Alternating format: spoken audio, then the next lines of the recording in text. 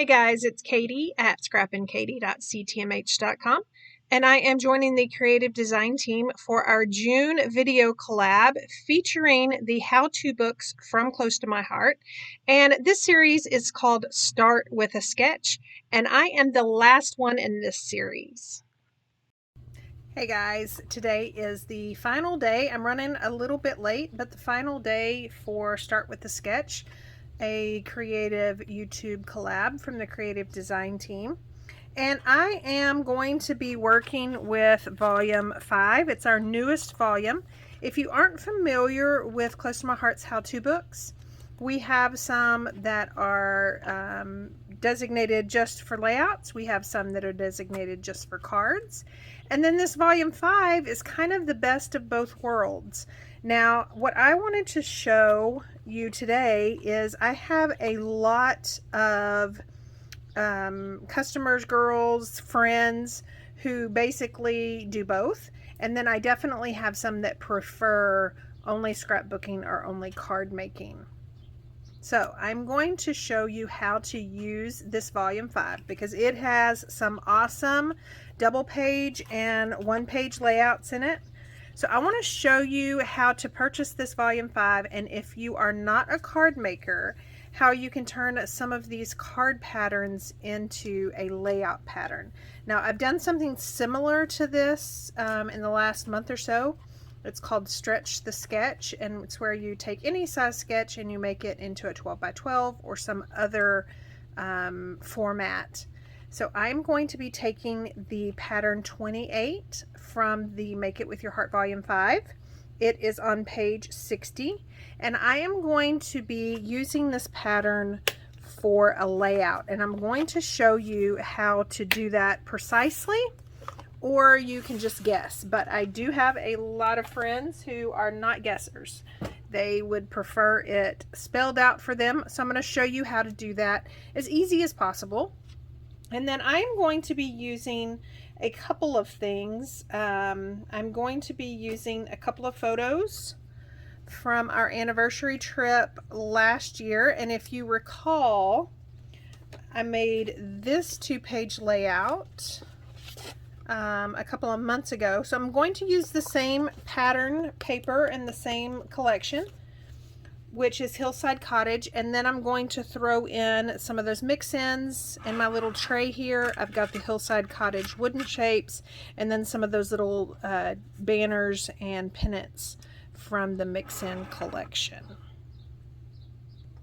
So let's put these aside, and I have just pulled out a calculator. This one happens to be on a phone, but just a calculator by any means will work if you want a precise measurement.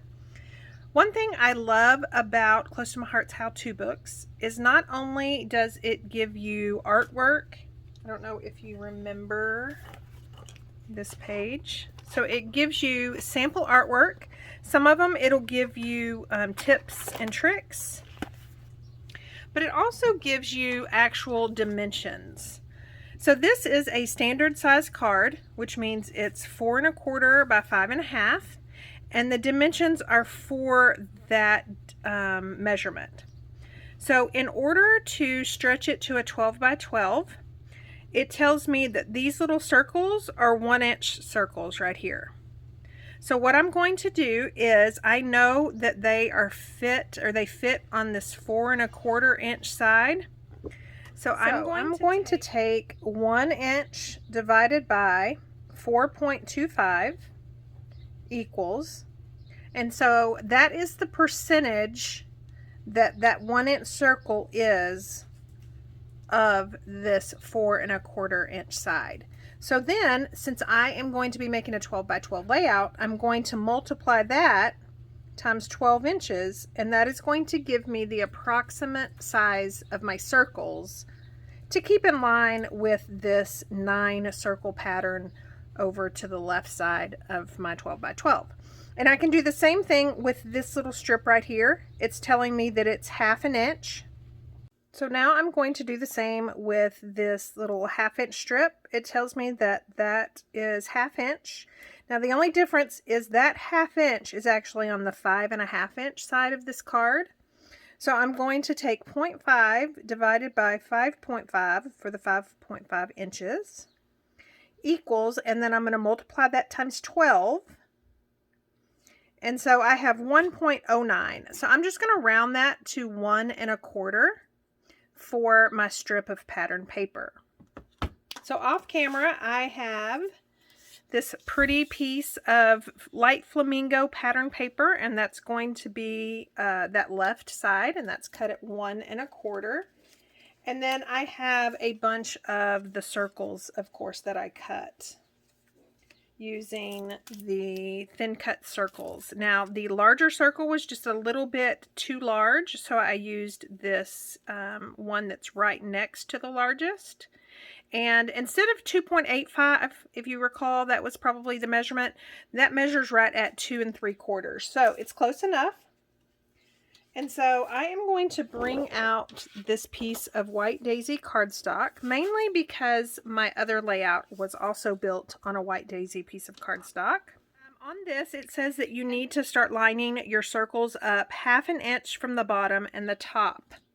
So again, I am going to figure out what that measurement is. So 0.5 divided by, and this is actually on the 4 1/4 inch side of the card.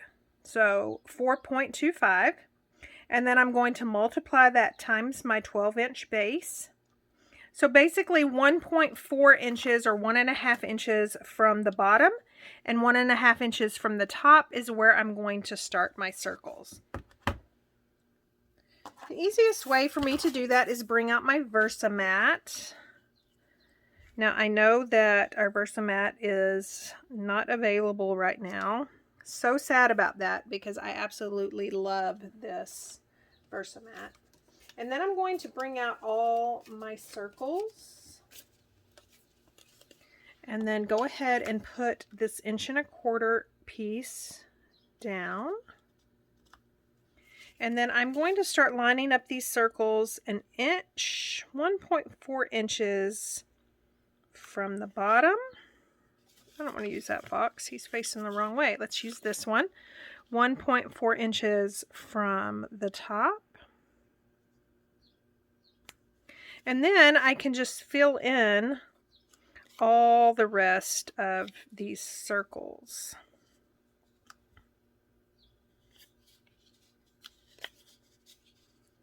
And then of course you can kind of do what you want to do. I'm right off the bat, I am seeing that I don't like the spacing on these circles. I want them a little bit tighter. So I'm going to go with 1 3/4 inches from the top and 1 3/4 inches from the bottom. And see how that looks. And I'm liking that a lot better.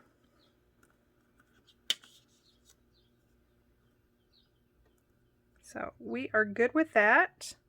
So I'm going to go ahead and get that adhered down off camera. So since I have 2 photos, I've decided to do a flip flap. Now I definitely want to create a background to that flip flap. So I have this piece from a different project. I was going to say it might be the one I've already showed you, but I don't think so. So I'm going to cut this down. Now my flip flap is a 4-inch flip flap, and so I just want just a little bit of an edge. So it was already at 4.5, so I'm going to cut that down to 4.5 as well. And then I am going to, I believe, put it right there. And then that way we can kind of add some embellishments along the side. So I'm done with this. I'm going to go ahead and get that out of the way. Sometimes that's distracting. Sometimes I like it. I also pulled out some Bluebell ink. And then I am going to sponge around the edges simply because since this was a scrap piece, I had already done that to 2 of the edges. So I might as well just go with the flow on this one. And it's as simple as that. So another thing I did was I pulled out the Picture My Life for Hillside Cottage because I wanted to do some hidden journaling. The thing about a flip flap is, you know, I have the front and I have the flap, but then I'm also going to be showing this. So it's a perfect spot to kind of hide some journaling. I did have this card that had journaling lines. Of course, these are the 4x6 cards, so I wouldn't have to do much trimming at all. And then there's that one with journaling lines. And then I also could use these 3x4s and then I would just have a border. So I kind of like that one to bring the pink over to this side. And then I think that's pretty much it on this one. Lots of cute cards, but I'm just specifically looking for those journaling cards. So I've got that. I really think I'm going to go with this one.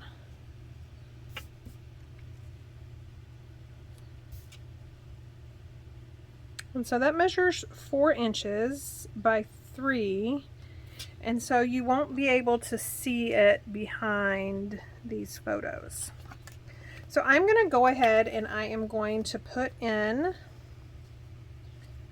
this photo. Now, I also get a lot of questions about, you know, why are you including masks in your scrapbook? And I just don't want to do that. It's not something I want my children to grow up and, you know, remember and da-da-da-da-da. But, you know, the truth is that it was a big part of our lives for 2020. And so I do include it. But if you can see, or if you noticed, I always take one without the mask. And then so I think this is going to be kind of fun to have that there, and then you're going to open it up and then we are going to be mask free. So there are a lot of different ways to adhere these flip flaps. My favorite way, of course, is directly to the layout itself, and then I cut the memory protector. I have a video showing how I do that, and I'll link it down below. And then I don't like to see that sticky part. So I want to line it up underneath this, or line it up with this piece of Bluebell pattern paper. And then I will center the Bluebell pattern paper, and in essence, hopefully, the flip flap will also be centered. So then I can really, really adhere that down. And then this Bluebell piece of pattern paper is going to hide that adhesive strip.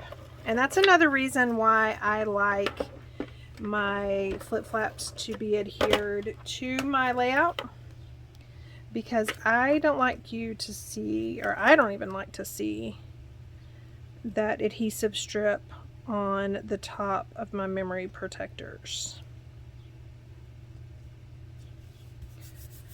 So I've got that glued down. Let me get a bone folder just to crease that. It's looking a little crooked. Maybe this bone folder will fix it. And then I'm going to put this journaling PML card right in the center. I love grid paper because it kind of does all the lining up for you. But hey, even with that, I sometimes get it wrong. So we've got that, and then we can start embellishing. And I've got a couple of embellishment ideas. Of course, I've got the wooden shapes. I've got these little pennants. And then, if I can find it, I have a sticker sheet of just a whole bunch of leftover stickers from this. So I definitely like Happiness Is This. So I'm going to put that over here on this side. I'm going to line those up.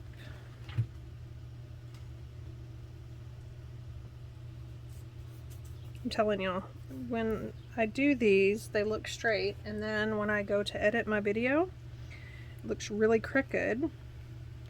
But if I try to line it up with you guys on the video, my head or my body or my arm or something always gets in the way. So happiness is this. And then what else? Our crazy beautiful life. Isn't that true? I mean, here we are. At this time, it was June of 2020. And so I believe Texas had already kind of reopened, but not really. In fact, we were on this trip when we got the news that some of the bars and restaurants would have to shut down again. So it's almost like a false hope, and then you just get bombarded. So our crazy beautiful life, perfect for these mask photos. And then let me take a look at some of these other embellishments and see what we can add. And I'm going to do most of that off camera, I believe, because I believe we're probably at a lot of minutes at this point. So let me go ahead and stop this and do the majority of the embellishing off camera. Okay, so let's take a look at what I did. I ended up bringing one of my favorite stamp sets out. Can't get enough. It's got a couple of water, like color splashes and splotches. So I used the small one and some flamingo ink. I did the second generation, so it'd be a little bit lighter. And then I grouped some of those wooden and those matte black shapes from the Hillside Cottage. I added this little tag and this little tag from the mix-ins that I said I wanted to use. My date will go here. And then I added a zip strip from the Hillside Cottage. And all I did was I cut it lengthwise to 1/4 of an inch, and then I cut it into 4-inch strips. And that way it just kind of broke up all of that bluebell pattern paper that was underneath this photo. And then I took a journaling pen and just ran some lines down the side of this pattern paper just to kind of give it an anchoring edge. I tried to do some embellishments up here, and it didn't really fit. I think all the embellishments around my photo is what I was going for. Now, I have recently got a couple of rude comments. I tend to ignore them, but I do read them and I want to address them. And so one of the rude comments was one of my one-page layouts just had one photo on there. And basically it's such a waste for just one photo. But you have to keep in mind that this one page is going with our anniversary trip. So it will be going with these other layouts. I actually made this one a 2-page layout, and then I even have some videos showing you how later on I may make a 1-page layout on YouTube, and then later on I make an accompanying page. So I do have tons of photos. I use flip flaps to add additional photos, but sometimes I just like the look of one photo on a layout, especially if it is something like an everyday memory, which this rude comment had to do with. It was just an everyday thing. I mean, not every day as in it happens every day. It was just, you know, on a random day, and I caught my son blowing bubbles out in the backyard. So I don't have 10 photos of him blowing bubbles in the backyard. I just have that one. And that's why I chose to document that. In the end, it's better documenting the memory with only one photo than just leaving that photo undocumented and that memory just lost. So here is my take on the start with the sketch. Again, this was a card sketch from the Make It With Your Heart Volume 5. So if you are not a card maker, feel free to buy that volume, and you can even use some of those card sketches for your layouts. And I believe I'm the last one, so I will leave all the videos down below for the creative design team and what they've been bringing to you this past week. And then I'm pretty much I'm here and there. We just got back from a 2-week vacation seeing our older son, And then we have a couple of other vacations. So really for the rest of the summer, I'm going to be hit and miss. And then September, I have another sketch a day. So I'm really excited about that one. But please, if you haven't already subscribed, go ahead and hit the subscribe button and then sign up for notifications. So when I do pop in with a video, then you won't miss a thing. Thank you so much for stopping by and watching.